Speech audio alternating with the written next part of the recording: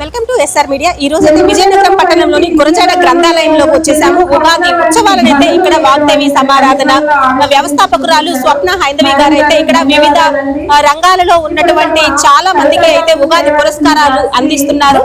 ఆ విషయాలేంటో ఒకసారి తెలుసుకుందాం రండి.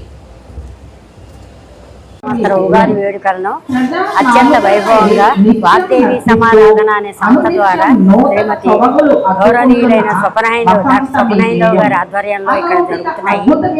ఎంతో అదృష్టంగా భావించి అనేక మంది ఇక్కడికి సన్మాన గ్రహీతలుగా వచ్చి చక్కటి కార్యక్రమాన్ని చేస్తున్నందుకు చాలా ఆనందంగా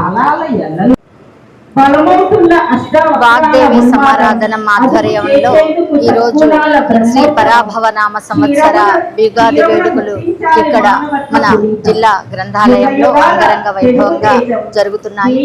ఈ కార్యక్రమానికి ముఖ్య అతిథిగా గౌరవ మంత్రివర్యులు శ్రీ కొండపల్లి శ్రీనివాస్ గారు విచ్చేసి వాగ్దేవి యశోభూషణ అనేటటువంటి పురస్కారాన్ని సుమారు 30 సంవత్సరాల పాటు ఎండోన్మెంట్ డిపార్ట్మెంట్ లో ప్రాంతీయ సంయుక్త కమిషనర్ గా పనిచేసినటువంటి డిసి మూర్తి గారికి అందజేయడం జరిగింది.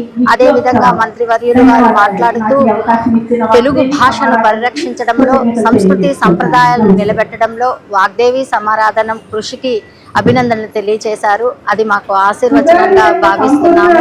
విజయనగరంలో ఇంకా 30 మందిని వివిధ రంగాల్లో సేవలు అందించినటువంటి వారికి పురస్కారాలు అందజేస్తున్నాం.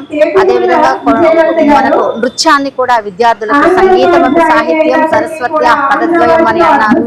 సంగీత నృత్యాలను కూడా ఏర్పాటు చేయడం జరిగింది. కవి సమ్మేళనం కూడా జరుగుతుంది. సుమారు 40 మంది కవులు ఈ యొక్క కార్యక్రమంలో పాల్గొంటున్నారు. అందరికీ మరొకమారు శ్రీ పరాభవనామ సంవత్సర ఉగాది శుభాకాంక్షలు. ఆ దేవదేవుడు అందరికీ శుభాలను కలుగు చేయాలని మనఃపూర్వకంగా కోరుకుంటున్నాను.